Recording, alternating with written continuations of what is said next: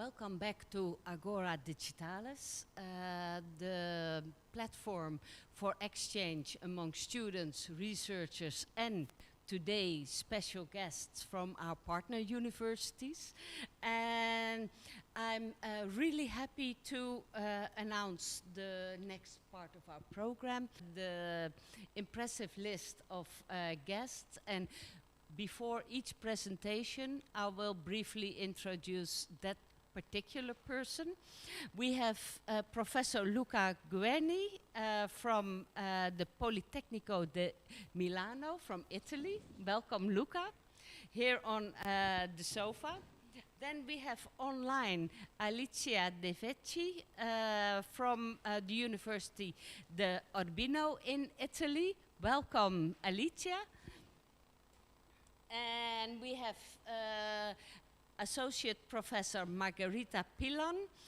She is Associate Professor in Design and the Director of the Master Degree in the University Politecnico di Milano. And we have our local specialist, Tobias Hagleitner, an architecture observer and director of the AFO, the Architecture Forum in Austria.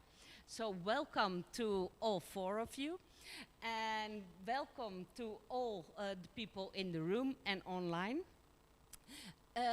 Before we take off, I would like to ask the people online, if they have questions for the speakers, use the link at our streaming page, and that will guide you to the Etherpad and tell us for who your question is. And we will have, after each presentation, time for one or two questions. But otherwise, if there's more questions, we will keep them for the plenary discussion after all the presentations.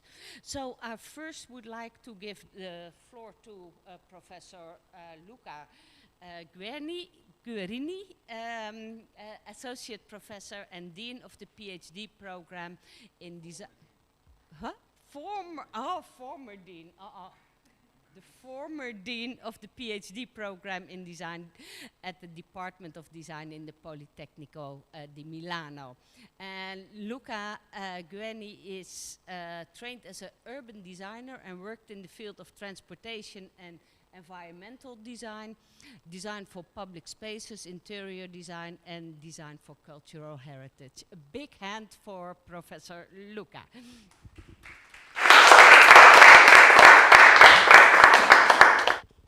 Thank you very much. Okay. Okay, here we go. So, I think it's fine. So first of all, let me thank the Kunstuniversität Linz for inviting me to this discussion. I would like particularly to thank the rector, Brigitta Hutter, and Professor Krista Sommer, who's right in front of me, for this wonderful opportunity of being with you and sharing this wonderful experience. It's not easy to talk about this topic. There's something to be changed here. No, because should be okay. Let's do it. It's not okay. So the problem is there's a big echo. We have big egos and big echoes, but we are dealing with it. Yes. So, did you fix it? Now it seems better. So the pandemic is still ongoing, so it's too early for summarizing. We certainly lived and still living an extremely hard experience. And I think that anything we can say can only start from our own personal experiences. So it is, in the end, fundamentally subjective. It's very hard to describe the whole picture. So I'd like to start sharing a few images of what happened in Milan, where I come from. And the first slide is simply the empty city. It was shocking to, particularly in Milan, and in general in big cities. I mean, the 20th century city, beautifully described by Rem Koolhaas, for example, is delirious New York. Is the place of congestion, is the place of energy and transformation. Here we have a kind of frozen city, and it was really shocking. The second image is public spaces who have become a place of prescriptive normative. You see all, the rules on the floor. For example, this concept we are talking about, social distancing. We know that social distance is a matter of culture. For everyone who have read the very beautiful book by Peter Hall, The Hidden Dimension. Now it's a matter of law. I mean, it's an institutional distance.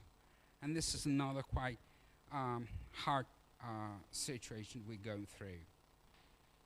And we also experience a new identity, which is precisely the opposite of the one that appears in the official records. Instead of showing our faces, we are hiding our faces. And this is, let's say the outside. And then there is the inside. I'm an interior designer, so I'm looking at all these things from an interior perspective. This is my working place. I've been working here between 8 and 10 hours per day. It's a very comfortable situation. And so although everyone around were in a kind of hard, dramatic situation, I was relatively safe at home. This is another image I like a lot. This is my classroom. The only day I went back to the university on the occasion of the discussion of the main thesis, and it's an empty place. I was the only one inside. All the others were connected online. And in fact, the other part of our life was this one. This is my last lesson. And I have all my students saying, hello, thank you very much. So there was a strong relationship, but only in, on the website, in a digital format. This was what happened. Now, I think people went through a very hard experience and they are looking for a kind of reward. So my main concern now is that there will be a hard struggle between going back to the post-normal and change. My opinion is that we cannot miss this opportunity for change, for changing things.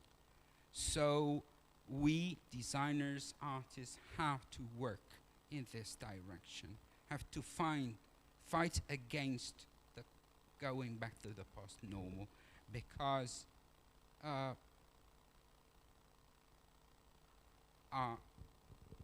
lifestyle has been dramatically called into question.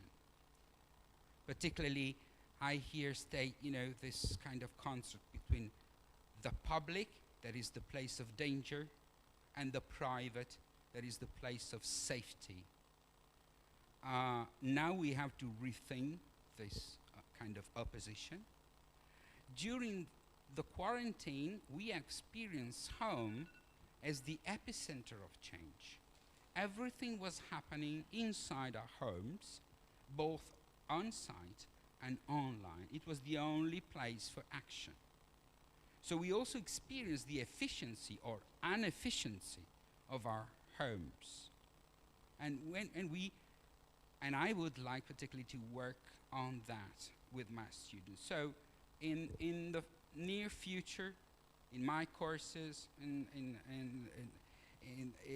the next months, I will work with my students precisely in this direction. I would like to transform our home from a place representing who we are, which is the typical idea of a home, who we are.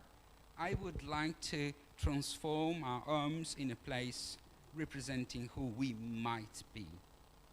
This is the program for the future. I'm not thinking about any anything spectacular. I'm thinking about small, light interventions, some kind of things also related to irony, good humor, very small things. And the last picture is an example of what I'm thinking about. This is, our main door at home. I call it the COVID-19 main door. Okay, that's it. Thank you very much indeed. Thank you so much, Professor Luca Guerrini. I just looked at our Etherpad notepad online. There are no questions yet, but That's I'm fine. quite sure they will come. I have one question that popped into my mind when I looked at your slides and listened to your story. How do your students look upon this? Because a lot of people are actually really longing to go back to normal again. Yes. And you are actually kind of rephrasing interior design for something that is not the same old normal anymore. How do they respond to that, or what do you expect from them? Well, in my courses, there are lively debate. By the way, students of the first year, so they just arrived in the school, they bring all their naive ideas about what design is. So we discuss a lot and we find out solutions together. I would like, in a certain sense, I would like to move from the typical idea that is written on books, that design deals with the artificial, move to another way of thinking of design that is more, tries to find out new relationship with the natural. This is what I would like to do together with my students. And maybe some of the artworks I've seen here in the exhibition at the Kunstuniversität and also yesterday in Kepler's garden might be useful for this challenge. So then when you say dealing with the natural, yes, a big issue. It's true, but we will find out a way. I'm particularly skeptical when design students, think of nature as something that is always related to technologies. Okay. For example, building vertical walls with vegetables. It's very successful as an idea, but it's not exactly the direction I would like to go. Okay. I would like to go, in a direction that is really respecting, let's say, the way nature grow. Whoa. It's a challenge. It's interesting. We will see. We will see what happens. Thank you. Are there questions from our room here in Linz? Are there questions from the audience? No, not yet. Krista, there is one. I can share my microphone with you. Thank you, Professor Luca, for the nice presentations. I was interested in this relationship between interior and exterior. When you say you want a kind of new ideas about the interior design, how does this affect the exterior design? Could you tell us a bit about this relationship between private and public space? Do you see some kind of changes that also will be necessary in the public space because the interior space is redesigned in the future? Well, of course, I will focus on home because I think it's, as I said, the epicenter of this experience. But obviously, we will also to deal with public spaces in general, and also spaces we consider as interiors, but they're also public. For example, offices. There will be a big issues about what to do if people want to go back working in offices or stay at home. There is a big debate. For example, in the United Kingdom, people don't want to go back in their offices. They want to stay at home working. So it is also an open question, and the relationship between the two has to be studied. It's hard now to say anything precisely, but public spaces are also called into question. For example, in schools, the problem of social distancing and redesigning the whole places. I think that these things will be solved as soon as, you know, the things is will be solved with the pandemic itself. Other things will remain as a problem of living. So I would like to split the two. Okay, that's and we probably get to talk about some other parts, from zooming from the interior, zooming out to the public sphere with Alicia, and to the kind of feminist theories with Margherita, towards ecology with Tobias. So I think we're not able to cover the full range, but we will go from the interior to outdoor and then to big global questions. Can you help me there? Sorry.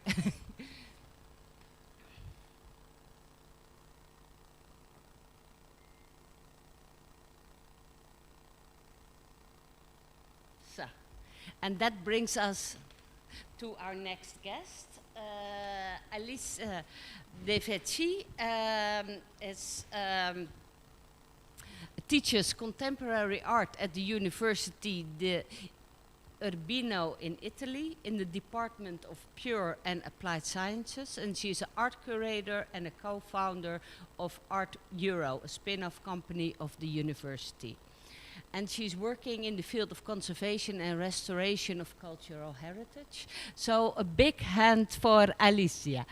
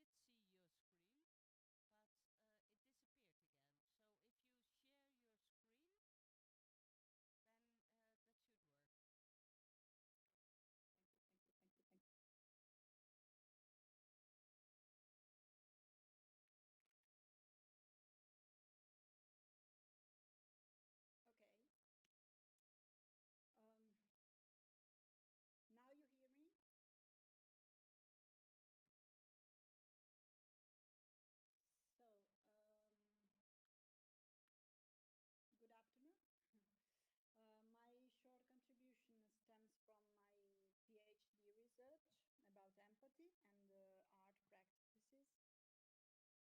I'll try to outline how COVID-19 pandemic has affected this particular asset of sociability that is called empathy. And I'll do this by considering how things have changed in this respect from 2018, when I discussed my PhD, to now that we are in times of pandemic. So, as I said before, in July 2018, I was discussing my PhD. My supervisor was Professor Luca Guerrini. And the research was explored the possibility to catch suggestions from art practices for enabling empathic experiences in different contexts. The research responded to a broader concern for the tendency of virtualization of social interactions, the consequent isolation of people, and the increasing loss of cohesion of the social fabric. So I focused on empathy and its features of embodied dialogic experience that brings people closer, pushing them to trust each other and cooperate, and laying the groundwork for tightened social bonds. I analyzed some art practices and social initiatives which have in common an intense engagement and a cooperative attitude as basis for experiencing something together. Assembling materials in a pair, as in Green Light Workshop by Olafur Eliasson, or navigating a space counting on the other's movement or the other's help, as in Saracino's on space-time foam, or looking in the eyes of an unknown person, as in eye contact experiments. So every one of us knows that today these are not allowed or are strongly restricted for public health reasons. The research ended by proposing a set of guidelines for enabling empathic experiences in order to enhance cooperation in collaborative contexts. Needless to say, the precondition for each guideline to be used is that people work together in the same place, working together for a common goal. Now, we are in 2020, and the argument I supported in my research falls short for a simple reason. We are asked to keep the social distance. In public spaces, it's even mandatory. We must keep apart. Some of the most expressive parts of our body, as mouth and nose, sometimes hands, when we wear gloves, are covered during a large number of activities we do when we are usually exposed to others.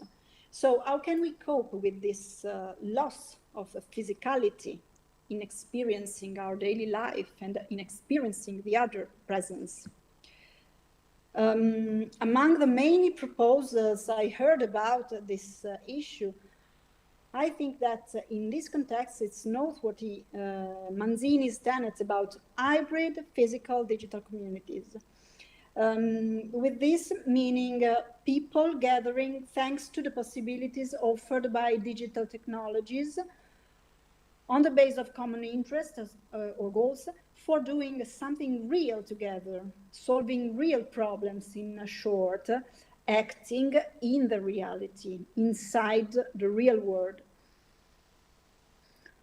If I think about the role arts can play in a post-pandemic city, and mostly public art, I figure out that museums and cultural institutions could host initiatives focused on these hybridized encounters, where people can experience not only his own country's culture, but also foreign ones in a neutral zone. A source of inspiration in this respect can be the case of portals by shared studios. The only case study I can say it's still valid after 2 years after my PhD research. So portals by shared studios. Now I will give you the possibility to see a short presentation, a short video presentation. Presents gold-painted containers. Inside these gold-painted containers placed or museum halls, university campus, you enter an hybridized space where you can meet people from the other part of the world and organized dinners, jam sessions, educational paths, and so on. I am convinced, okay.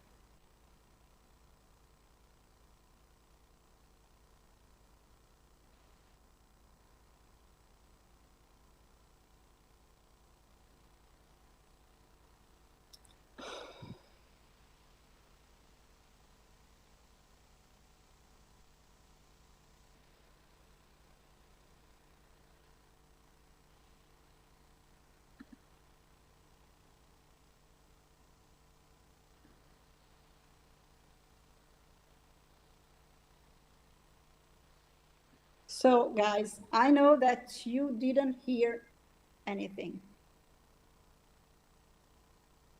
That's true? For a moment you shared screen, but then it disappeared again. So, do you want to try one more time, Alice? Maybe without sharing the screen and just speaking as if you want.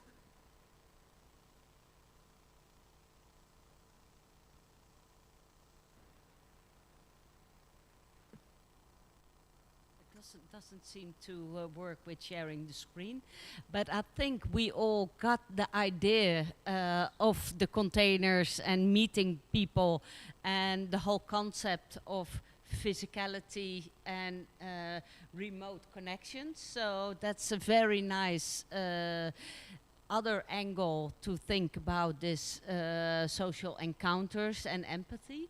I would like to check the Etherpad if there's questions. No, there's currently no questions online. Maybe there are questions from the room? No? It's Alice,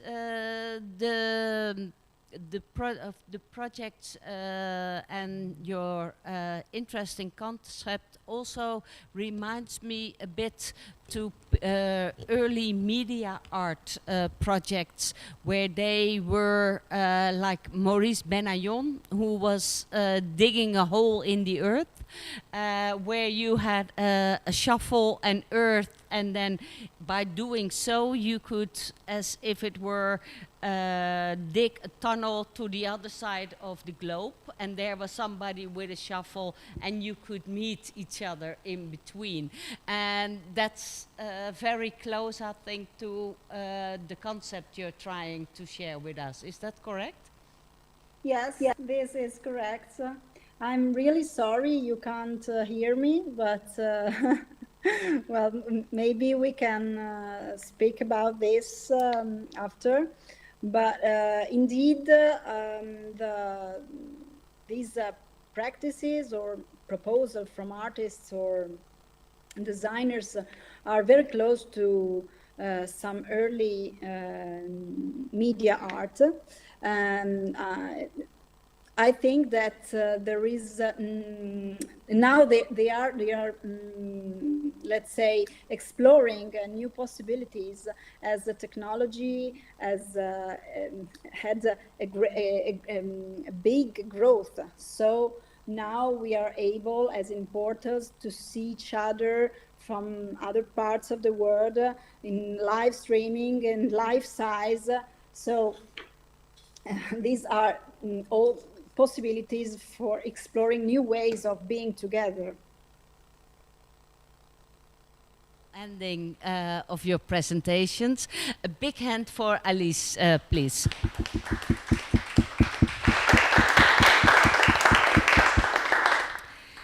So then we move to our next speaker, Margherita Pillan.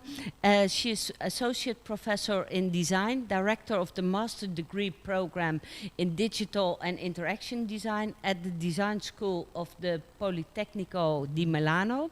And Margherita is also Scientific Coordinator of the IAX Interaction and Experience Design Research Lab. A big hand for Margherita.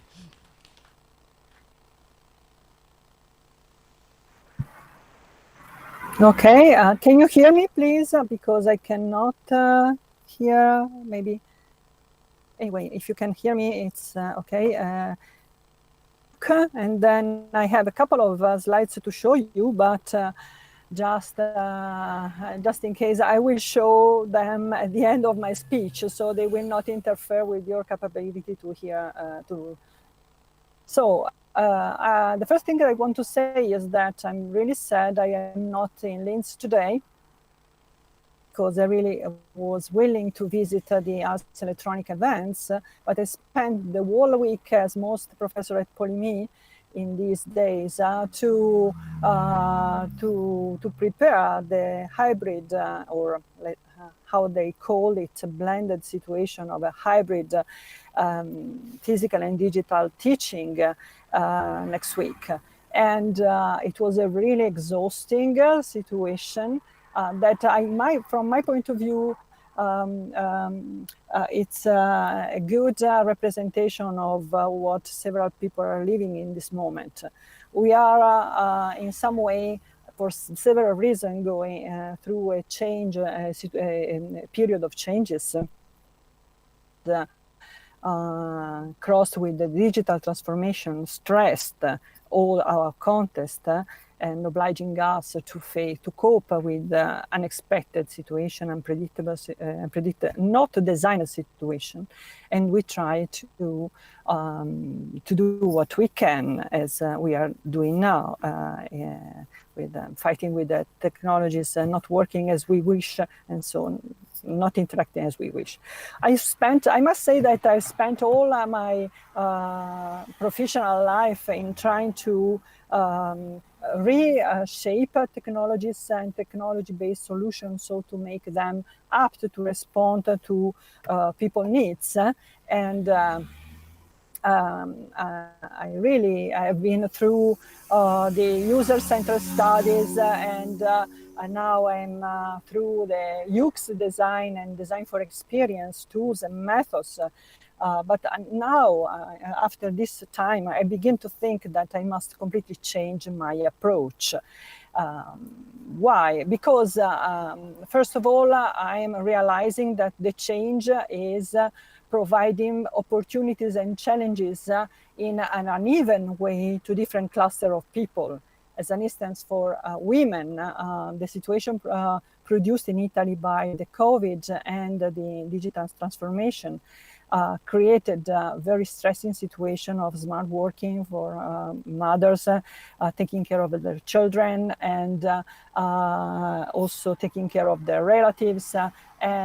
So the situation revealed to women that the equilibrium we try to build in our life is very delicate, and some changes can disrupt this equilibrium completely.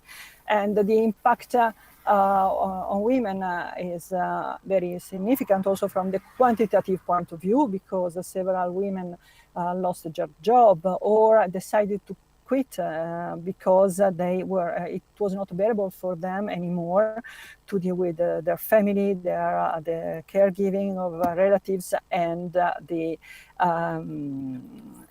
situation on them.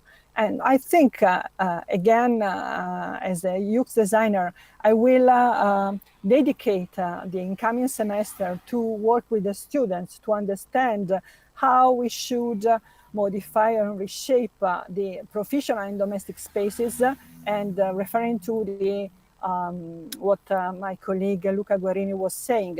From my point of view, we should try and find some solution compromise between public and private, also making experiments on new directions, such as temporary spaces for temporary activities. I like to work on to understand how we should transform the services to help women to find a more stable situation of equilibrium. And when I talk about services, I talk about transportation services, education services, childcare, and healthcare services. I think that the situation of the last months stressed, as Alice was saying, the way we organize our free time to stay with the people we love, and also to have some pleasure and leisure that is not a luxury, but is something that we need to be able to live and to survive in a decent way.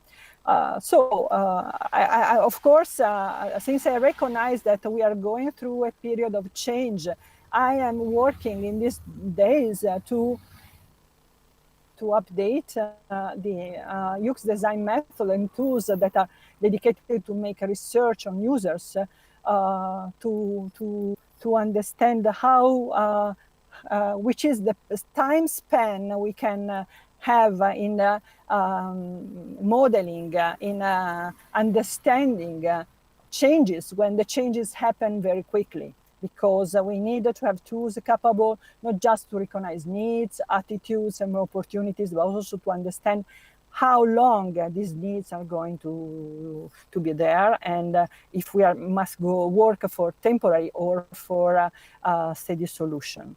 And working to understand how to modify my research methods and tools, I began to think that probably we should, the biggest challenge that a designer will face in the next weeks or months, hope not years, is to get rid of our, oh sorry, I'm in a car, as you can see. How we can get rid of the mental models we have that unavoidably limit the power of our creativity and the power of our imagination. In the two pictures I'm going to show you very soon, when I will have finished talking, I want to show you something that balances the images of Milano time. It is an image taken in Porta Nuova, one of the newest districts of Milano, where in May all the people had the pleasure to see Milano as a field of lollipop and flowers, very colored flowers, and so we could see the city from a different point of view. And another picture I'm going to show you is the picture of a homeless man living very close to where I live, and just this morning I took a picture about drying his laundry in one of the main cities of the city of Milano, and he put his laundry to get dry. A structure that is meant to bring air to a garage, a big garage. So I was really happy to learn something from this man. He was observing the same context I live in from a different perspective. He had different mental frames, and I think he was teaching to me that I was under-evaluating the potential of the context we live in. Probably, and this is my last sentence, what we are supposed to learn now is to forget, to get rid of our methods, to get rid of our models, of our theories, of our way to make research, and go back to the primitive capability to observe the context with all our senses, and to understand what we need, so we can see what context to solve our needs and wishes without being limited, but what we know. What is our memory of, and which are the paradigms we have from the past. choose two pictures. I can do this. Share. Okay.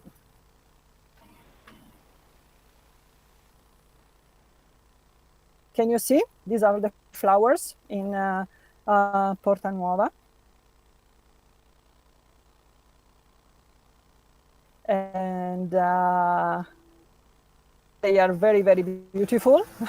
And you should see all the people watching picture and just trying to feel the smell and so on. And it was so beautiful. And this is, maybe this is better. This is the man drying his laundry in a location where I would never, there were some opportunities to solve some need using this space in a different approach. And for Margherita, thank you so much. We have time for one question right now, then we move on.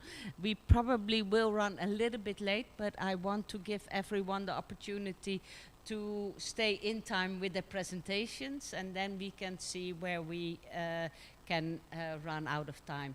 Are there any questions from the room? No? No? Yes? Yeah, Professor Krista Sommerer has a question.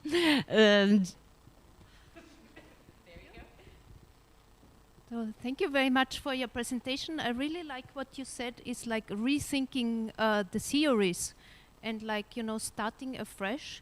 Do you have already, could you already give us some glimpse in which directions this could be? Would it mean like perhaps more participative approaches where citizens or people are proposing different models, or like you showed us the example of the homeless person? Would this be something that people would express more their needs rather than, say, designers imagining what the needs could be? Well, of course, I'm looking for some solutions to my educational problem and to my design problem. I'm having some conversation with some women organization in my town, and also with the public administration for those people that are in charge of social policies. Something I learned is that we must be capable to cope with the diversity. Should more and more understand that every solution you find can be an advantage for a group of people and neutral for someone else, and a loss of space and opportunity for somebody else. So from my point of view, as I see now the city, the situation is that we must be very flexible. All the solution we design must be very flexible, must be very capable to change. So they do not have to cost too much, because since they are temporary, they could not require too many resources in time, money, and other.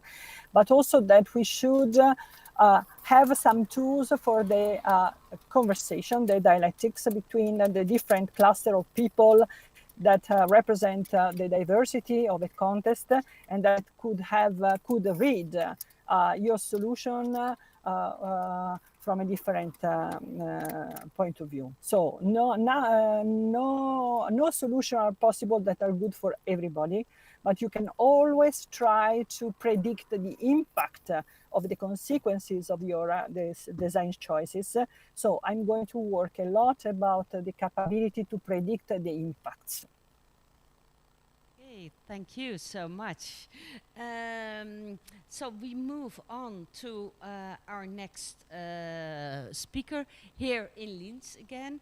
So that is Tobias Hagleitner. He is an architecture observer and director of the Architecture Forum in Upper Austria and involved in many sustainability and ecological projects with citizens' participation.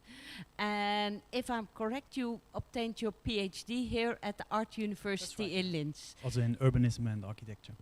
Perfect. So the floor is yours, Tobias. Welcome. Thanks a lot. And for Tobias. Thanks a lot. I'm not sure if my mic is activated, but I think now, yes? On. I think it should work. Thank you for having me here. Is it working? Yeah? Okay. Thanks for inviting me on the local chair or local couch, as I understand your invitation policy. I have to make one apology in the beginning, because I think here we would be technically able to show images, but I didn't bring any, so sorry, therefore. As you said correctly, I'm not an academic researcher or an academic expert in a field, so maybe to give a foundation of what I will talk about afterwards, I want to tell you what I was concerned about maybe in the times just before the crisis or before the pandemic, regarding the topic of our panel today. And this is an initiative I want to tell you about. It's called Fair Planning, where I was a co-founder of. And it's about that we, and we means a free association of architects, architectural thinkers, urban planners, who want to take a look on how we deal with land, what's about our land use, and consequently, and we want to consequently dedicate this to urban planning and spatial planning to the common weal. So we want to remind politics to really think about how we treat our non-duplicable resource, land, and to treat it in a way that it is for the best benefit of all, versus, as we see it now, that it's sometimes, or a lot of times, priority to the particular interests, and also prior to economy, which is an important part, true, but not the only part regarding the common weal. So this to say, just to explain maybe my focus on this panel, on my content today. And well, and then the crisis, I think, and I'm not the first one who thinks so and who says so, the crisis didn't bring up like new issues. I think it just brought a new spot on it, and I think many of us knew, like somehow secretly for ourselves, the problems, but the issues we are facing even before, for example, as I said, how we are doing our spatial development regarding land use, for example. So I think the crisis is not a chance, but it's more something like a reminder, like an urgent call to look at things closer and differently. So, as you asked in the preparational questions, how things have changed, I want to say, doing a little wordplay, I think things didn't change at all, and they also won't change. I think what is slightly changing, and what's the chance maybe in this pandemic situation, that we can change our attitude towards things and our perspective on things. Also, was maybe also Margherita was somehow talking about this as I got it. And what I think is a central point here for me, and what I want to line out here, is that this self-perception within this crisis, within the lockdown especially, was that we could see ourselves less as consumers, as we usually do, maybe not consciously, but usually we are mainly, our self-perception is quite a lot that one of a consumer. And now I think we had the chance to have a perception of ourselves as a citizen, or to use another English word, of a commoner, knowing that this has different political implications. But what the point I want to make is, if we perceive ourselves, or if we use this chance to perceive ourselves as commoners, we can see, or we could see, that we are strongly dependent on common goods, on public health, for example, which is a little bit paradox. On the one hand, we were isolated on the very individual level, but on the other hand, we could strongly feel that we are embedded in common goods. Public health is one, the food supply, for example, is another thing. I think what's the chance if we look at things as commoners, as we are now after the crisis or within the crisis, is that we have to be honest to ourselves, and we can see that there are some major corrections needed. Not so much how we change things, but how we organize things. So in terms of design, I think it's not so much about a new a big physical change in our urban planning or in our urban structures. It's more about and not about design in a traditional or classical sense, in a visible sense. It's more about design of distribution somehow. And a word that's important for me in that sense, and also in the sense of what I've talked before, is distributional justice. There's a nice German word, it means the same, but Verteilungsgerechtigkeit, distributional justice of space. And I'm nearly at the end of my statement, but I want to maybe figure out some dimensions, what I precisely mean about this distributional justice. I mean it, for example, on the level of housing, that we could see globally that it makes a difference where you're living, in which conditions you're living. If you're living in a flat, let's say a couple of 2 on 80 square meters, or if you're a family of, let's say, 5 on 30 or 40 square meters, like in the hygienic and health perspective. And if you take a city like Linz, but you could also take other cities, we can see we have a strong increase of luxury real estate flats. On the other hand, we have a huge number of vacancy of abandoned property. So this is one of the big issues we have to look closer now in this new perspective of the crisis. So this is the dimension of housing. Then a dimension we talked about, and maybe I can continue this question here of the interior-exterior view, is public space. So I think in a city of Linz we are proud of a lot of green and parks. It's true, we have it. But again, the question is, where are you living, in which conditions are you living, how accessible are these green parks or green in general? And here is maybe still some physical design asked, because it makes a difference if you are living in an apartment without any balcony or any nice inner courtyard. So on a small scale, here we have to do a lot, like talking about nice, it makes a difference if you have a lockdown on a nice loggia, some square meters, like outside living room, or if you have not. It's a small change, but it's with a big effect. So the second dimension, public space, and the third dimension, very important, and a very important new image the lockdown gave us is a traffic space, mobility space. So I think this image of the lockdown situation where we had this sometimes nearly absolute drop of cars, we can use, and some intelligent cities are using it in the sense of street diets, where they take space away for the car and give it to pedestrians, give it to cycle lanes, for example. Again, distributional justice. I think maybe we have time problems. I could say much more, or not much, but a little more, but I think I made my point, and we could discuss it maybe together. Tobias, thank you so much.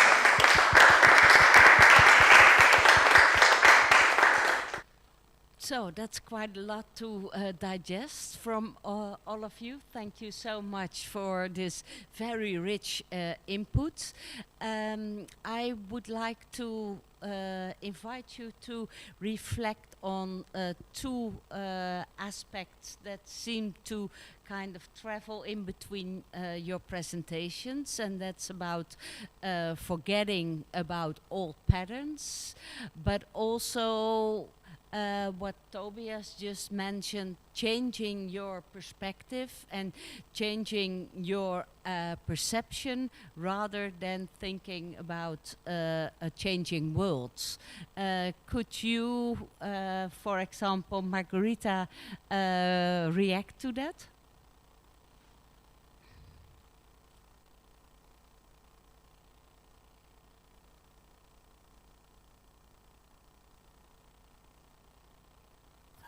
I think I totally agree also with your last statement. We must change perspective before we understand in which direction we go. We must change the way we look at the world to teach.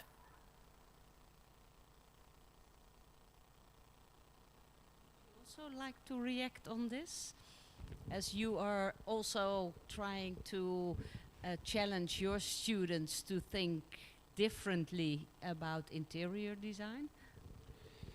Well, yes.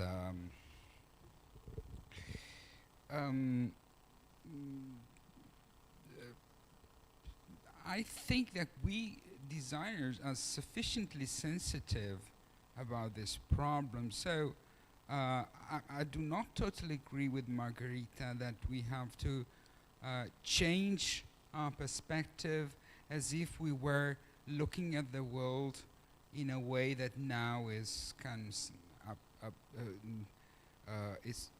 we have to update our perspective. I think there is a sensitivity inside our culture that has to be enlarged, maybe. So if I think of my students, the problem is that they do not belong to this way of thinking. So the teaching is about let them grow this new awareness rather than completely change our own perspective. I do not feel personally guilty in this sense. I mean, we've been working, and in fact, I totally agree with you, Tobias. I mean, problems are precisely the same problems we was facing before, but we looked at them from a different perspective, fundamentally. And not only we, as designers or artists, but all the people. What is really interesting is the fact that it is an extraordinary social experiment or on behavior, on social behavior at global scale. So we have a lot of people who now can look at these things from a personal perspective because they experienced something that other people as experts knew. So there is a new awareness. We can work on this awareness with people that now can participate into our own ideas. So I understand that in some respect we should shift our perspective, but not as in a radical ways, as far as I understand, as Margherita was saying. Margherita, do you want to react on this? Being accused of radical ideas, it's always a good provocation. Well, of course, I agree with Luca that we are supposed to have the tools to watch at the world from a different perspective. But I also know that during the last decade, we have been telling to the world that with the design thinking methods and other almost scientific approaches, and all our PhD almost scientific, that we are capable to provide based solutions that will work. In this situation, we must be brave and tell the students and tell our customer and tell the world that yet to give answers, but for sure we will work to become more capable to watch the reality in a, let's say, candid and ingenuous way. But at the same time, we should not stress the students that they must provide answer for all. In this moment, we can only provide answer for a restricted group of people we refer. And so we must work about the identity. What Thomas said before, it's very important that we recognize new issues of justice, new ethical issue, but also that we recognize the issue of identity, who we are, what we need. Brings us to Alicia again, because this is so closely related to empathy and our behavior. Alicia, do you want to contribute to this part of the conversation? I can contribute by quoting a recent article by Alessandro Melis, who is the curator of Padiglione Italia, of the Venice Architecture Biennale. And Melis wrote on the 28th of August that to approach this new normality, let's say, we need to diversify, we have to count on the diversity of narratives, taking in consideration about pandemic, the effects of pandemic, because if we don't diversity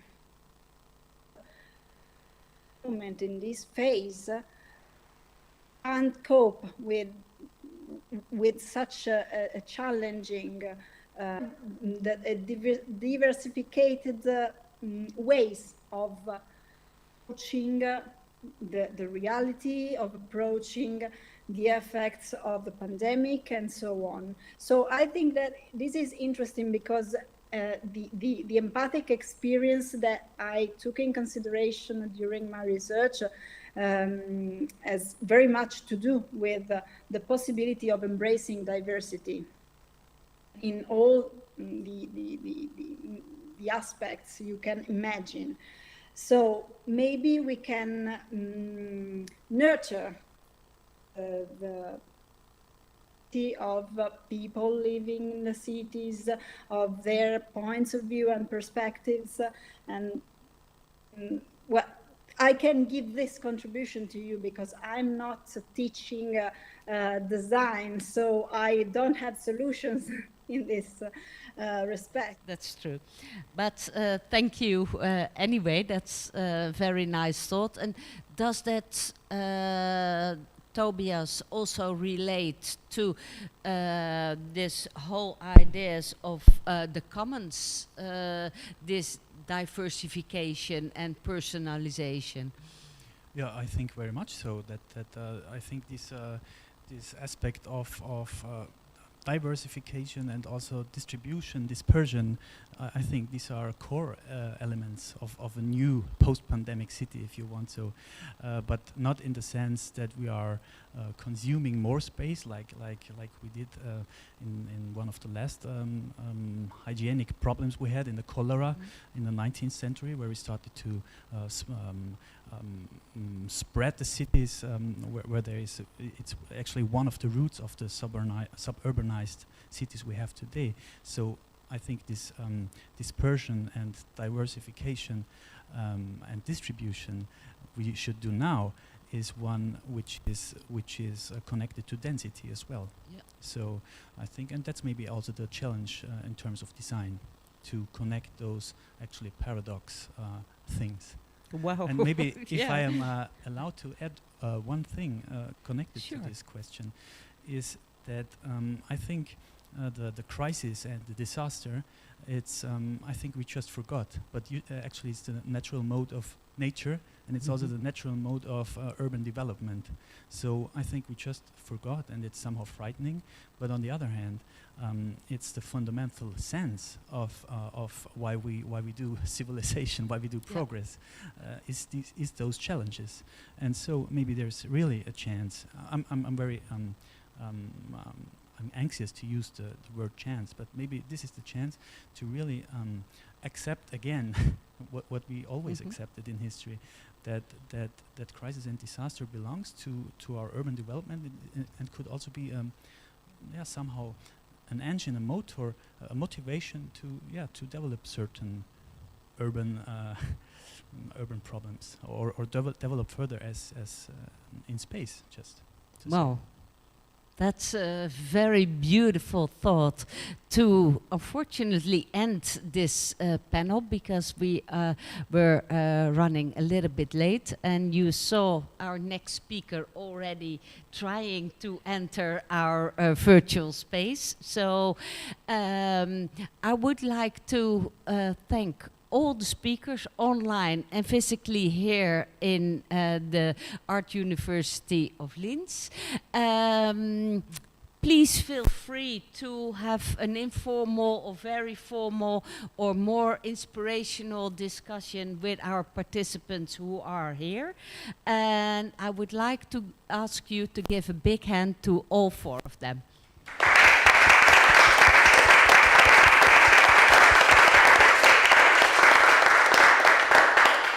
We take a couple of minutes break now, and we will open the windows. It's getting nice and warm here. So our next presenter is Professor Margherita Pillan, and he will be with us online in about 5 minutes. Thank you.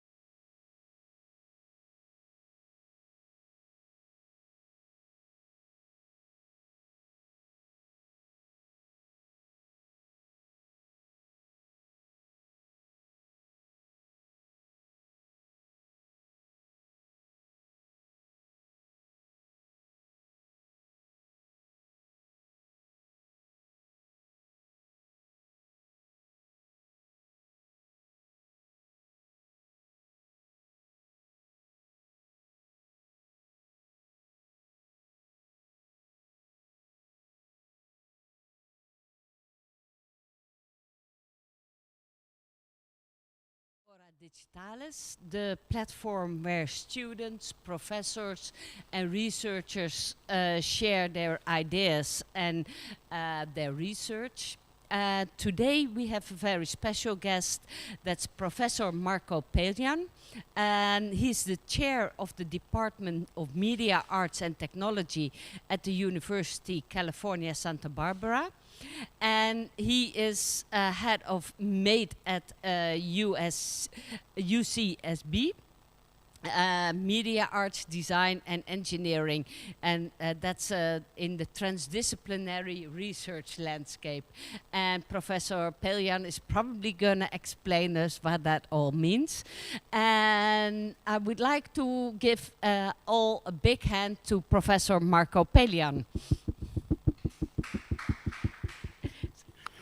Thank you very much. So, yes, thanks, Anne, for this introduction. And yeah, this is kind of our first try of presenting our program in the context of Agora Digitalis, and of course also in the context of Ars Electronica. And I'm very glad that this is happening one way or the other. I caught a glimpse of the previous, the ending of the previous conversation, which was very telling in a way. And my presentation might almost look as business as usual, but my goal is really to present the program that we have created at the University of California in Santa Barbara over actually now 20 years ago. And to explain a little bit what we do in the Media Arts and Technology program with our Media Arts Design and Engineering transdisciplinary focus. So I have a small presentation. I will share my screen here.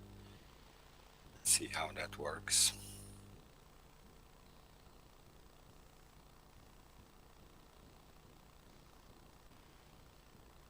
Since we haven't tried this yet.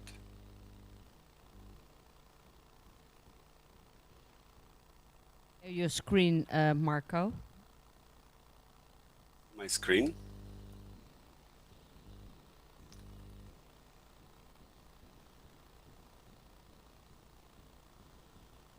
Can you see my screen now? You are kind of blurred, but no screen yet. Let's try again. Share screen.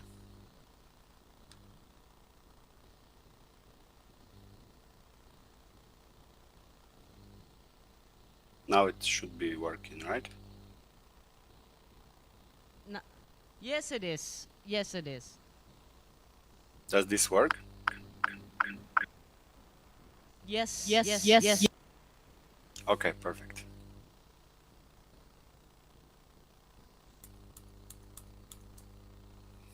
All right. So this is a short presentation really of our program. As I have explained before, MAT was created more than 20 years ago in the year 1999-2000. Professor Joanne Kuchera-Morin was the founder of this program. She's a composer by profession, but now, of course, let's call her a transdisciplinary researcher and one of the instigators or the main principle of the big immersive environment that has been built and created as one of the labs in Media Arts and Technology called the Allosphere Research Facility. And I will show it a little bit later. So basically the program has two critical missions, research and teaching, which both, of course, have a very strong also design and making components.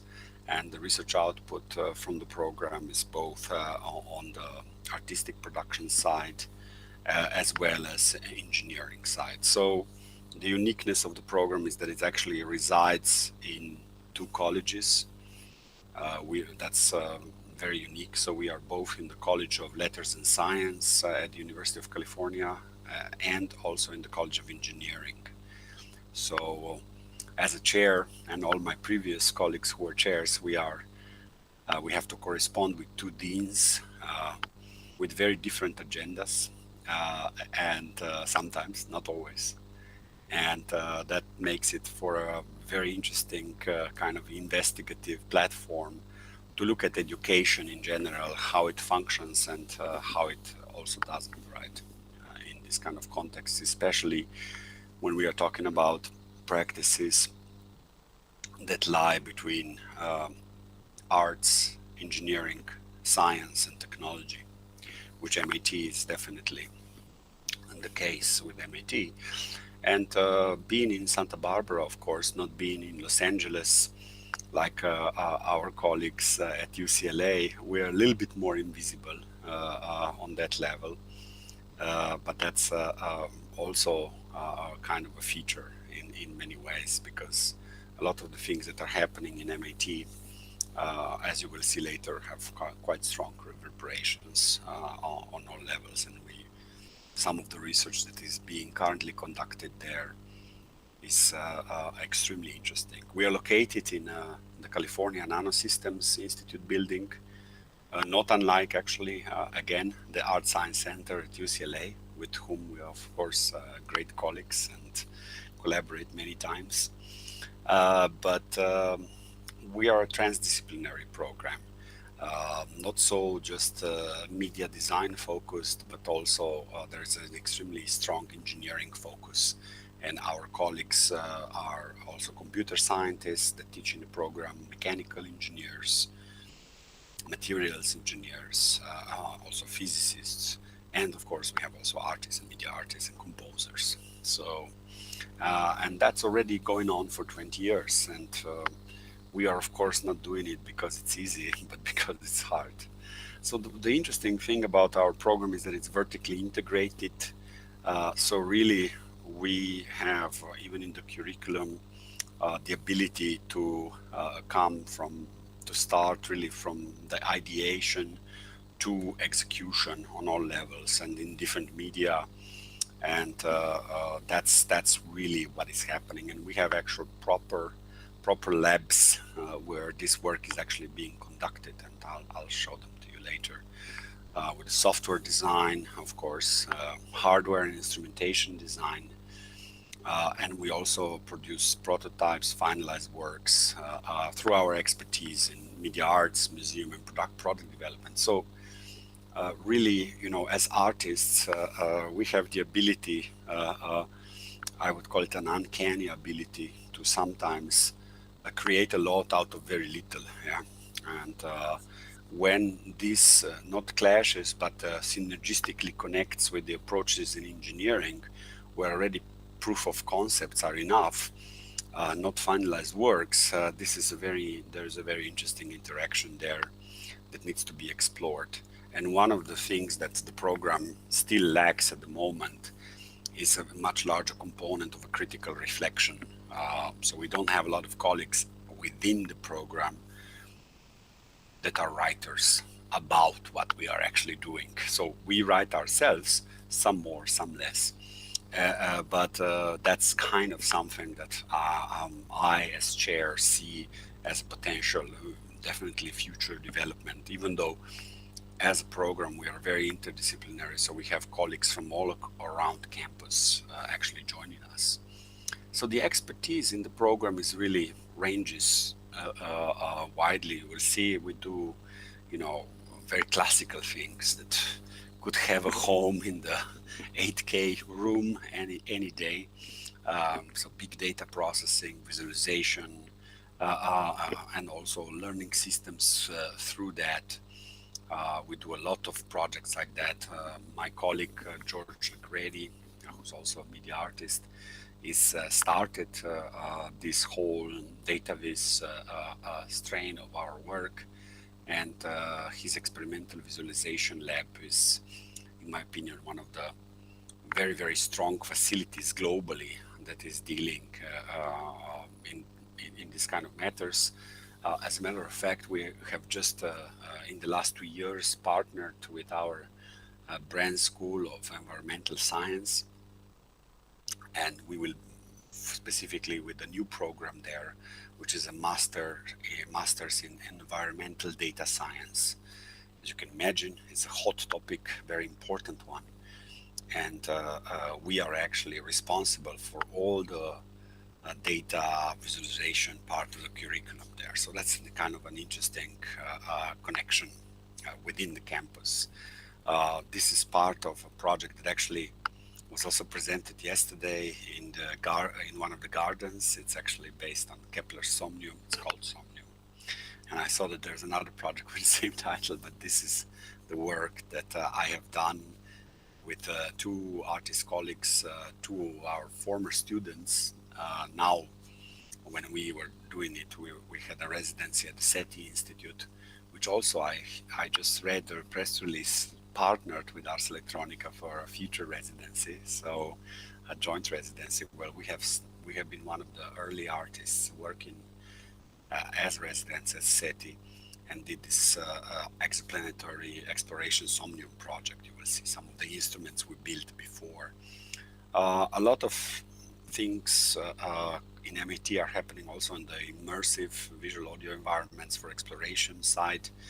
This is one of the projects we did. Is actually Polar that happened at Yamaguchi Center of Arts and Media, but MIT had a strong role. 4 of us, myself as artist and engineers, were working on these projects, of course, jointly with engineers from Japan and from the team of Carsten Nicolai in Germany. So this was, of course, a joint endeavor, as there are many in our program.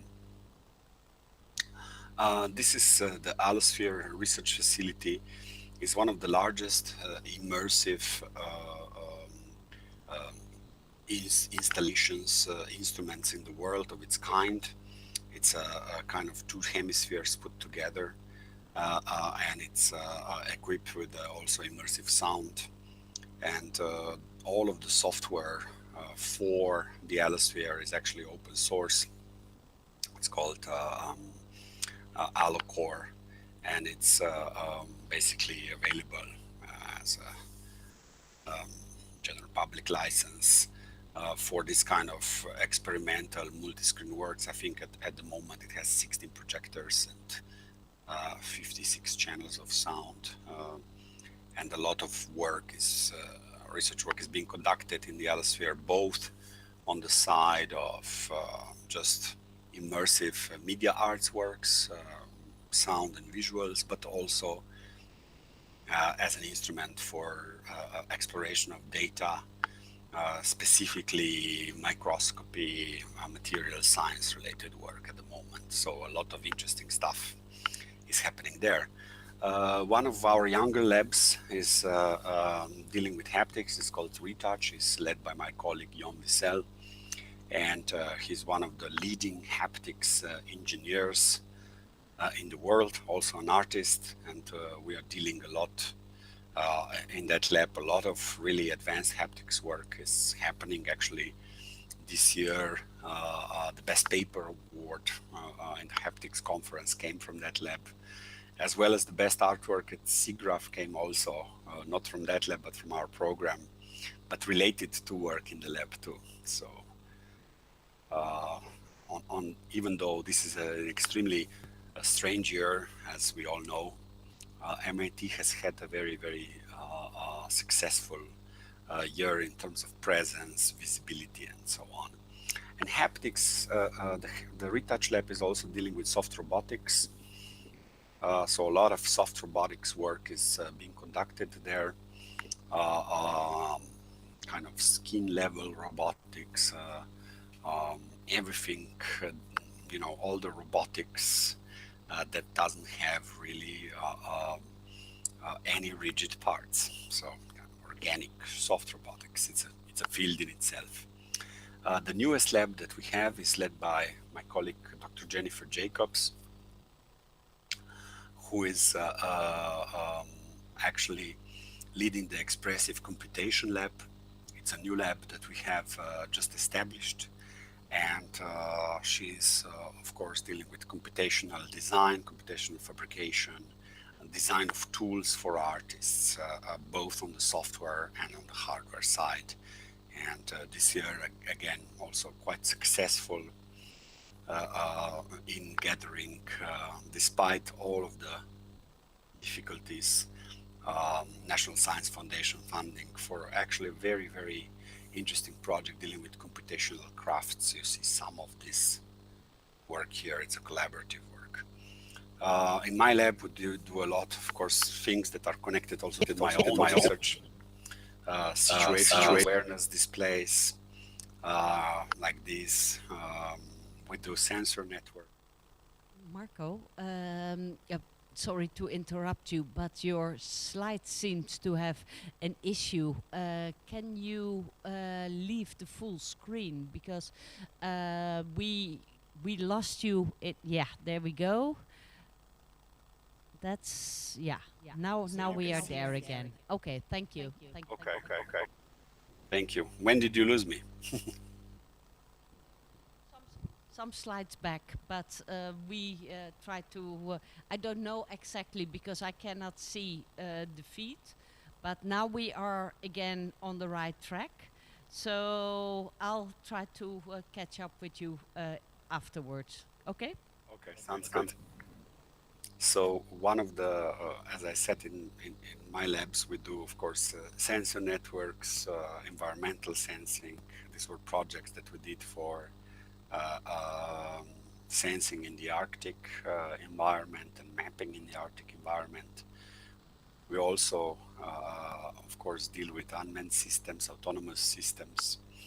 Actually, this work was first time presented before the drone revolution at Ars Electronica, very secretly.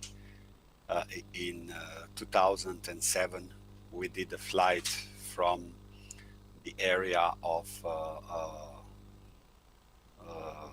near the Danube port to Lentos and Ars Electronica Center and back.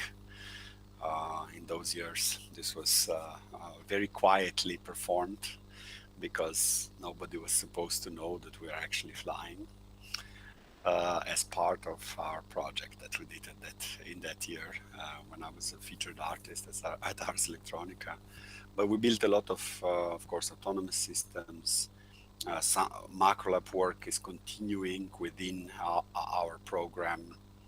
And of course, we built instrumentation, instrument design, fast prototyping. We do a lot of, basically instrument design is one of the things that is very at the core of the program, especially some of our first PhD students. We are only a graduate program, only Masters of Science and PhD. And some of our first PhD students were actually also instrument designers, musical instrument design, new musical instrument science. So one of the main conferences where MIT students are always present is new musical interfaces, NIME.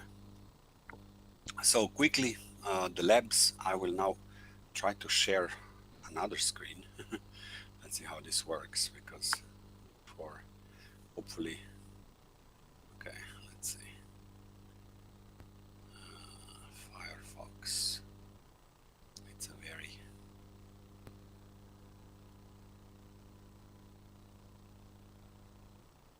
let's see if this works.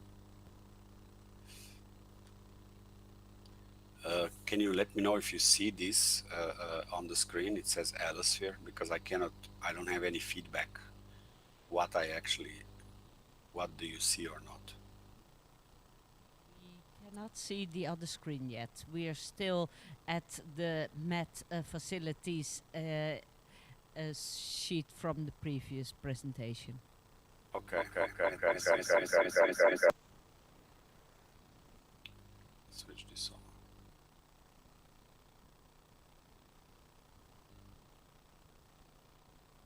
Let's see.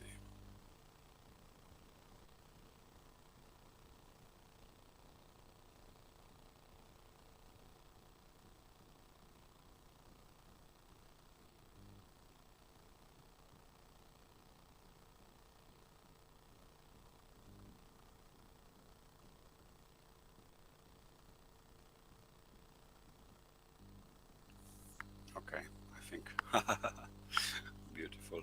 I think now this will work. Can you see this? Allosphere, it says.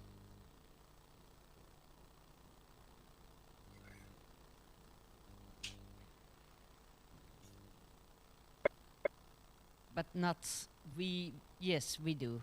This is working. Thank you. Okay, perfect. So this is the Allosphere website. When you go to the MIT website, which is mat.ucsb.edu, there's a lot here, of course, to be seen. I'm not gonna browse the website for you, but I'll just show you quickly the projects. This is my colleague Joanne Couture-Morin with her team, and this is the Allosphere website. All the links to the labs are on our website, so you can find them by yourself to go through them. Create is also is led by Curtis Rhodes, avant-garde composer, who is also one of our colleagues. He was the editor of Computer Music Journal for more than a decade, and has established the Create facility together with Joanne Couture-Morin, and we have there several studios, 3 studios for the creation of new music, let's call it so. TransLab is led by the trans architect, Professor Markus Novak, my colleague, one of the, of course, initiators of virtual architecture. And in TransLab, a lot of immersive work and interactive works are being developed. Retouch Lab is Jon Wissel's lab, as I mentioned before. It's one of the primary facilities for haptics research in the world, established within our program in the California Nanosystems Institute back in 2017 and no, 2016, sorry. And it's been really, you know, strongly going on with extreme success. The Four Eyes Lab is an interaction design lab that was founded by former Professor Matthew Turk, who is now emeritus and now at the University of Chicago leading a Toyota Research Institute, and Tobias Hackl, one of the main researchers of augmented reality. So a lot of innovative augmented reality work is being done. The Four Eyes are imaging, interaction, innovative interfaces lab. That's connected then to the not experimental visualization lab, but to Jennifer Jacobs' expressive computation lab. But the experimental visualization lab is Professor Legrady's lab. And a lot of course, as I mentioned before, visualization work is going on there, plus you know, robotics and yeah, a lot of stuff that you can actually find on their website. Every year, our students do an event which is called the End of the Year Show. Last year's event was entitled Bricolage, and we have a big event at our facility. Of course, last year it happened virtually because it was in the middle, I mean, of the Corona situation, and it looks like this coming year it's going to be similar, but that was not so difficult because, of course, the works that are, you know, that we do are in many ways always quite available for online viewing and so on. But you have here on our website also a lot of, if you click on the End of the Year Show, you have a lot of previous shows. You can download previous catalogs and so on. There's quite a few publications. So you're most welcome to browse and look at all this. And yeah, I'll open it up for questions now. So we are very happy to partner with, you know, different universities around the world. We are already doing that to a certain degree, but MIT is always keen on bringing research and our students, our researchers together with researchers globally. So, so a big hand for Marco Pillan. So thank you, Professor Marco Pillan. I have actually one question on for the students here in Linz. You briefly mentioned this residency exchange with Ars Electronica. Is that for graduated artists and designers, or is that for researchers or people doing their master studies? Can you kind of give us a little bit more information here? yeah, actually, maybe you misunderstood me. What I mentioned was a program that the SETI Institute has just launched with Ars Electronica for residencies, and I think it's basically for artists to propose residency projects, and it's a collaboration between SETI and Ars Electronica. So, not. That's too bad. That would have been so fantastic for our students as well to get into that loop. But Opportunities for students to kind of connect with Ars Electronica for sure. I would like to thank you so much, Professor Marco Pillan, and we hope to see you and your beautiful work and the work by your students, hopefully next edition of Ars Electronica Festival, when there is more international guests coming in.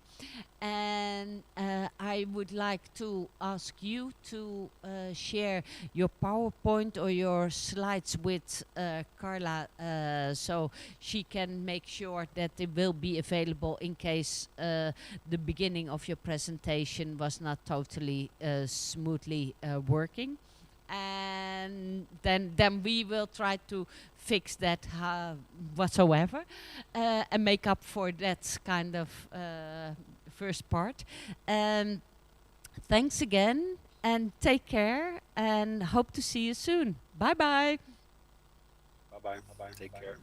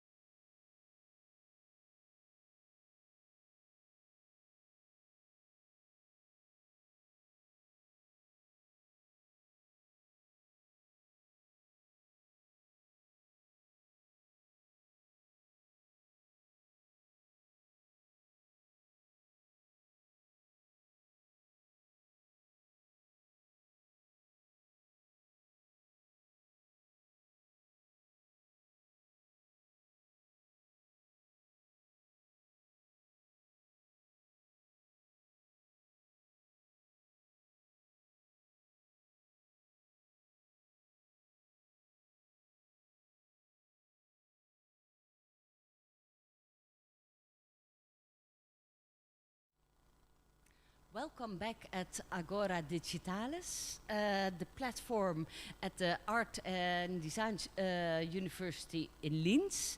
And we are welcoming our next guest, Jean-François Diegaud from Paris.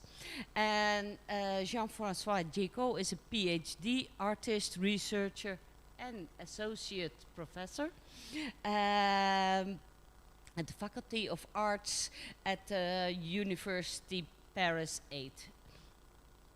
That's the translation, at least I do. And Jean-François investigates with us if one can draw a parallel between the Roaring Twenties and where new artistic genres were coming to the surface, and today in the area of mixed realities. So I'm really curious where he will take us. A big hand for Jean-François Diegaud. Well, thank you for the warm welcome and for the invitation. So yes, I'm delighted to present this today because it's a reflection I'm having right now in real time.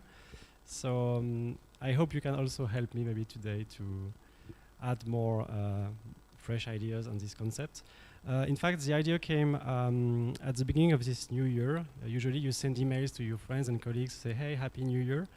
And we used to send emails with some of my colleagues saying, hey, maybe it's a new 20s from 2020, maybe it will be the crazy years like the 1 century ago, 1920 years. So this was named the Anne Nigten in France and the Roaring Twenties in the US. And basically what I would like to do today is to investigate what happened at that time, what's happening now, and what will be in the future. So a little bit of art history.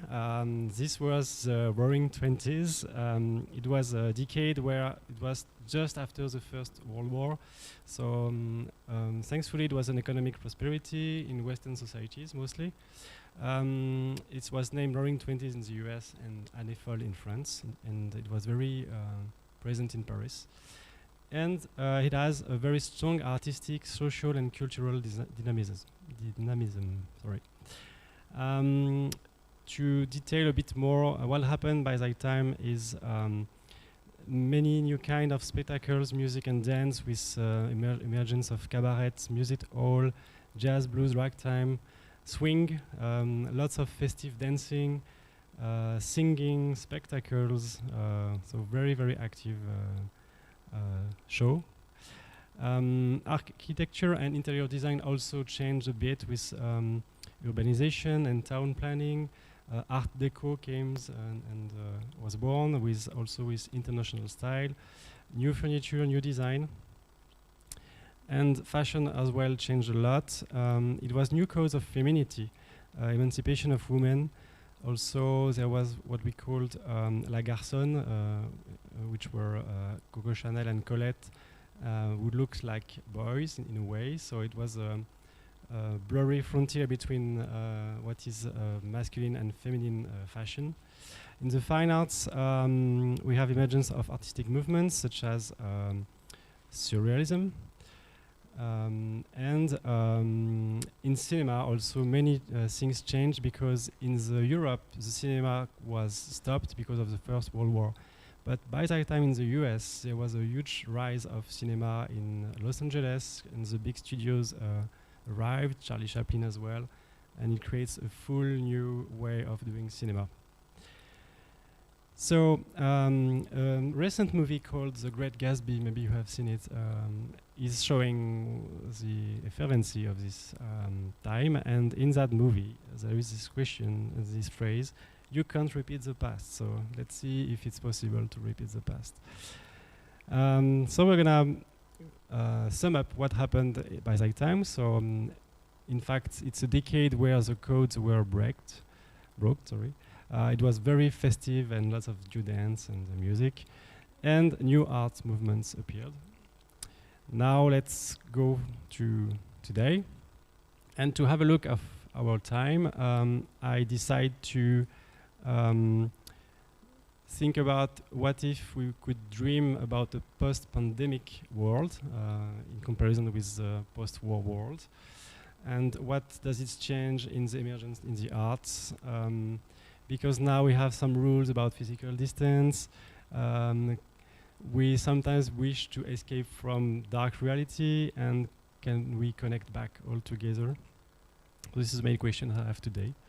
And to explore these questions, I decided to focus on young creators in Paris. They have made installations mostly using mixed reality, and I know them well, so I decided to present their work to better analyze it and try to take the temperature of what's happening in the field of arts right now. So these 4 artworks are investigating the hybrid world between the real one and the virtual one, and use real-time technologies, which is convenient to interact. So just a quick overview about what is mixed reality for those who don't know this concept. In fact, in the field of virtual world, there is a continuum proposed by Milgram in 1994 about mixed reality. And the more you put virtual objects in the real world, the more it gets to a full virtual reality world. If you just have a few elements, virtual one in the real world, it's augmented reality basically. So this continuum is, you can slide on it depending on the kind of installations that use more or less virtual reality or augmented reality. And to show you some works, I will start with a work from Maëlys Jussot. She's a PhD student in our lab, and she has kind of disruptive ideas. So have a look of the video. So it's a mixed reality game where you get to visit a virtual museum. So you can scan the objects with a tablet, you can acquire knowledge about them, you can grab them, observe them. And she's working in the cultural heritage, and she used to do such applications for companies and for museums to really have a look of our past. And she also decide to, what if we could explore what we can't do in museums? And this is Samothrace.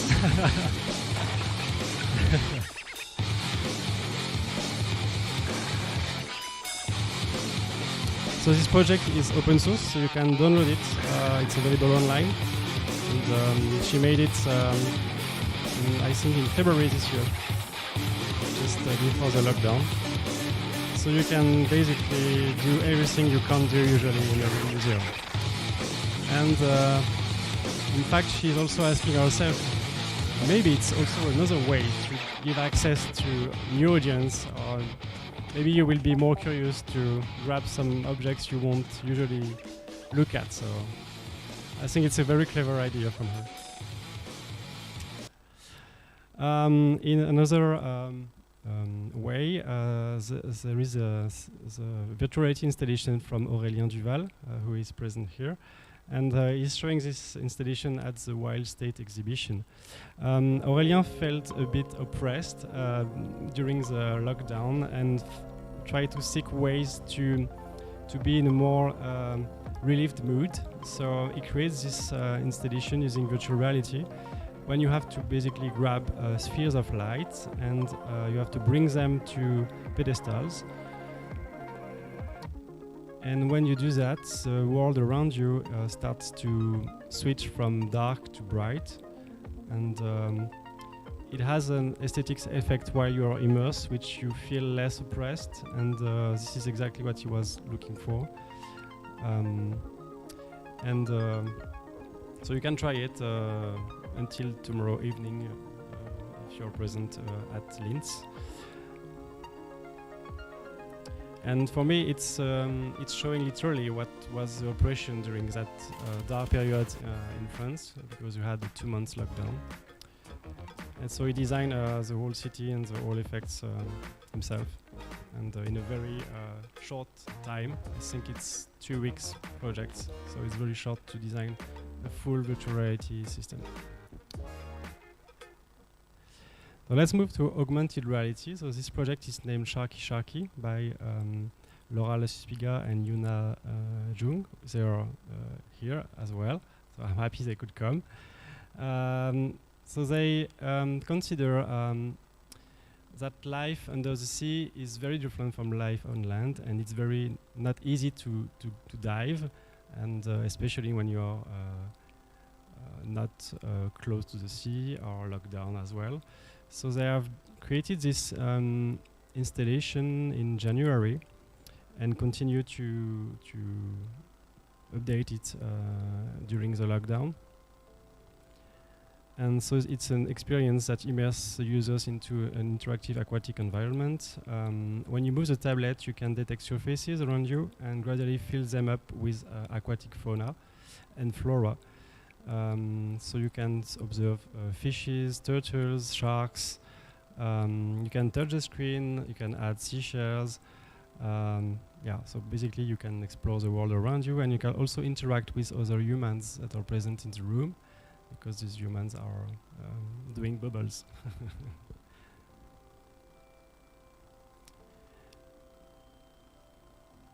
So they are seeking for creating aesthetical and collective experiences with new technologies. Yeah. But the tortoises are more calm, and you can generate fishes as well.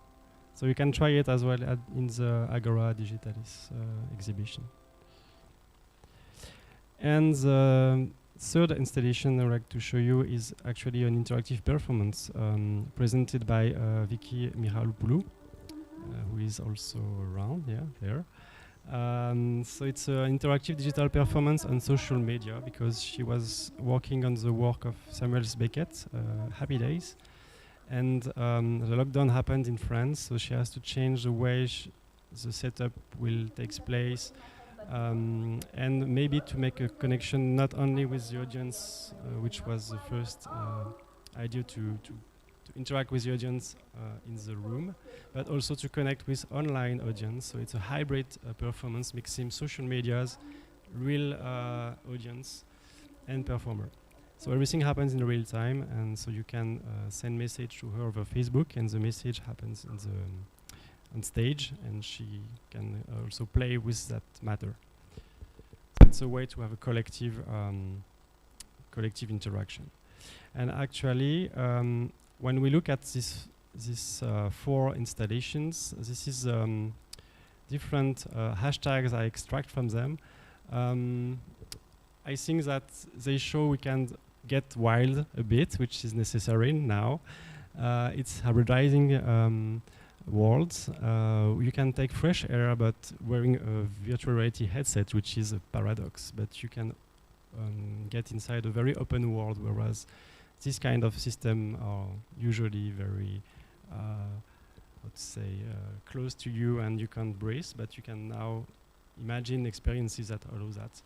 And of course, there is a strong link with community, and you can now connect with people more easily and do also interactive theater with that. So yesterday, Vicky had a talk here and also a presentation. So while I was filming her, when she presents the project, we can't hear it now really well, but I will show you the words, the hashtags that emerged from University in Paris. And I changed it completely the last month, observing the situation of this coronavirus thing. That I had to go with together to this journey. So yes, this was a coronavirus reflection, and the most important thing is that I want to interact with people. So they will be safe in their places and could comment an important word for them, or a link they would like to share, something that they have recently viewed, or something important. So the result was some very interesting words like hope, love, isolation, coronavirus, justice. really interesting because they came from the audience online and could have an effect on her on stage. So, in fact, that performance reminds me, I also create a model this year with an artist, Margherita Bergamo, and together we explore the concept of resonance, which could be inside your body, with someone else, or with a collective group. So to do so, we wrote an article, and our main motto was to emphasize the need to recognize and develop the idea of resonance that becomes increasingly important in this time of urgency to communicate, to understand, and to support collectivity. So to create this model, we have analyzed two previous art installations she has made and I have made. And the first one, Interact, it's basically a system where you can, it's an interactive installation where you can play with the shadow of a virtual character. And the shadow reacts in real time. So you're allowed to improvise with it. And it generates gestures, it reacts to you, and also is able to mime your own gestures. And when you're okay with that shadow, you can wear a virtual reality headset and you can see this character in 3D in front of you, and you can keep playing with it, improvising and dancing if you want. So it was made in 2015. And Margherita has made a great art installation using virtual reality and dance. So it's an interactive installation based on 360 VR videos and live dance performance.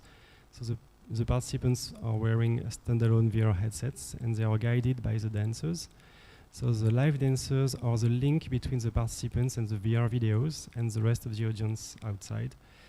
So it's an application of embodied virtual reality, and it's when the dancers touch the participants, the same thing happens inside the video. So you have the illusion, the real dancer, the virtual dancer is a real one. It's very synchronous, and it creates a very strong effect on the body.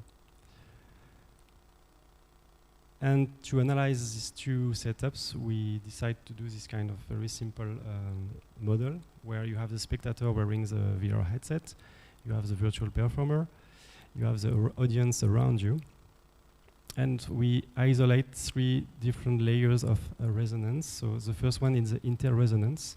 In fact, when you're in front of a virtual character, it can trigger curiosity, you can play with it, it can imitate you, and you can improvise with it.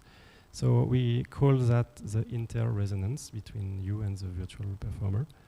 But something inside you can also happen during the interaction process. So we call that inner resonance, where it involves your creativity to respond and to improvise. It's related to the embodiment of the VR headset.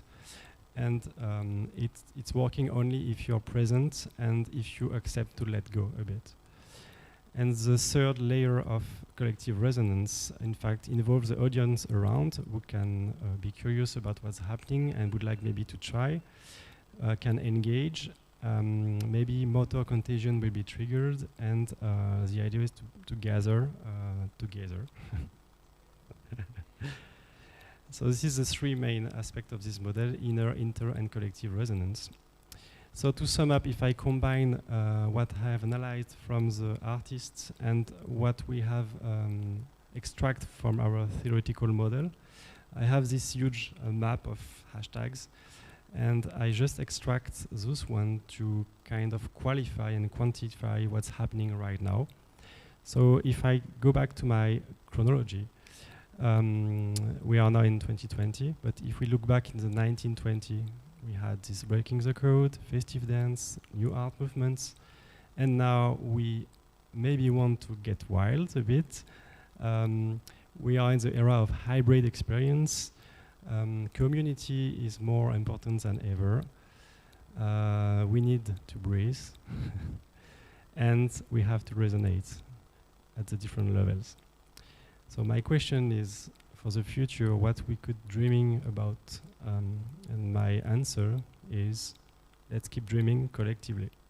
And I hope you have the envy to keep dreaming after this crazy time. Wow, that's nice. Thank you so much. A big hand for Jean-François.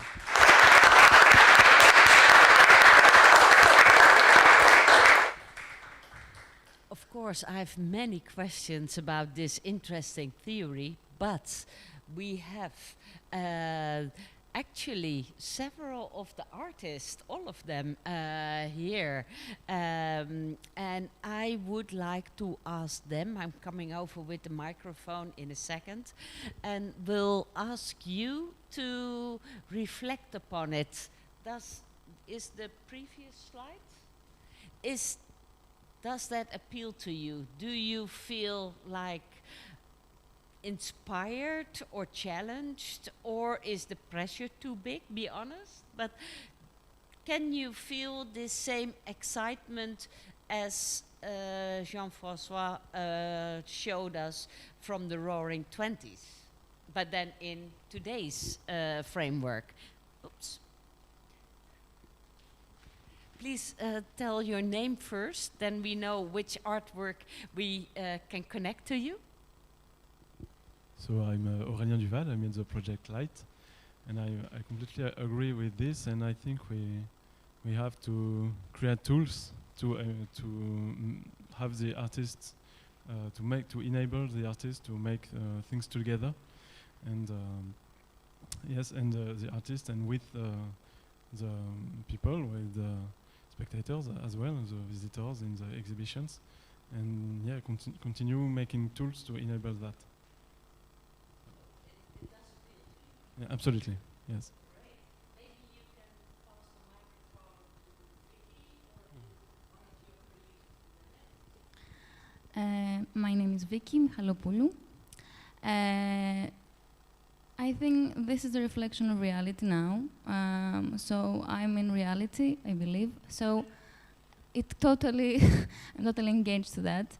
I believe that when we totally observe the world and the reality around us, we are community. We are in the community, so we feel the same things. And I don't believe that there are any rules or any labels stable. So I think that if the more we observe, the more these labels will change. But now this is the main reflection of the era we live.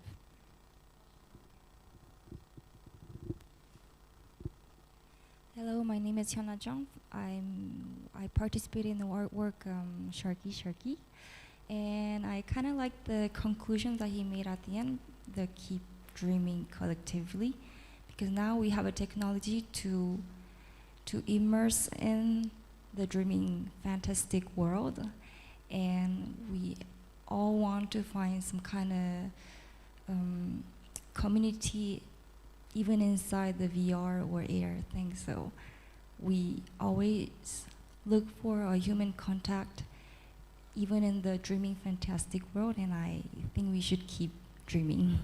Thank you. Do you want to say something? Let's start with no obligations.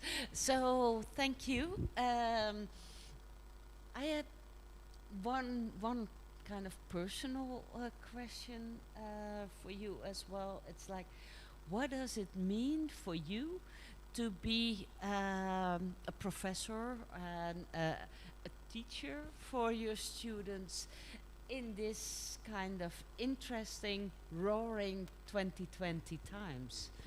Does it also have influence on your attitude to or your view on education? Yeah, actually, everything is no more the same, even in education, because now the term hybrid is literally what we are living now as teachers, because we have to give a course which is both online and in the real world, physical world. And this question of hybrid is, in fact, it's a new field of to create. In fact, it opens a new field to explore and create and engage more with the students, because we need new ideas and new ways to change our pedagogy. So in a way, we have to be with our time, and it's a way not to sleep on your what you have done, and to now you have to get stimulated, and getting wild actually is something I would like to do. I don't know if I will be allowed to do that in my university, but when you disrupt, when you try to twist the rules, something new happens. It was the case with my project about cultural heritage, which is so sacred, especially in France. And the fact that you twist that, it becomes not something anarchist, but also something funny. And it's appealing. So I think we can play with that rules and try to get more wild, maybe. Yeah, that's a beautiful ending, unless we have questions from the room. Are there other questions from the... Professor Christa Sommerer has a question. Thank you, Jean-François, for this really nice presentation, and congratulations to the student projects. They're really awesome. I have a question. I often have the feeling that especially the projects coming from Paris 8 are very poetic. Is this something that you teach to your students, or is this something that's in the genetic code of Paris 8 department, or can you explain us a little bit about this? Wow, that's really kind. Thank you, Christa. Actually, I don't think we teach poetry literally, but we teach them to work collectively, and we teach also freedom. So we try not to influence them too much. We give you the tools, we give them the tools, we give them the context. We try to make a group which is balanced, and people are not afraid to engage and talk to each other. And then we let them create and see what's emerging. So maybe poetry is one of what is emerging from their artworks, but and maybe it's inside the genetic code of our university, since we exist since 50 years now, and the department 35 years. So we have also the previous students who help us a lot, because they teach also some courses. So maybe there is kind of transmission of genetic expression, genetic aesthetics, genetic, I don't know, poetry, as you said. For the audience who are following us online, the student participants here all confirm by their heads that they recognize this. So that's actually really interesting. So should we then conclude this nice and interesting presentation with keep dreaming poetically, collectively? Would that make sense? Yeah, perfect. This is why I put a blank so let's do it poetic and wild. And wild. Widely poetic. Fantastic. So a big hand for Jean-François. Thank you so much for your beautiful presentation. Thank you.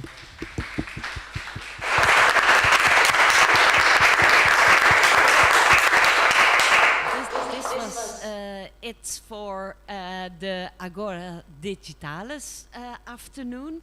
Thank the audience and thank all the technical people, everyone, and Carla Zamora in particular for helping us out in the last couple of days.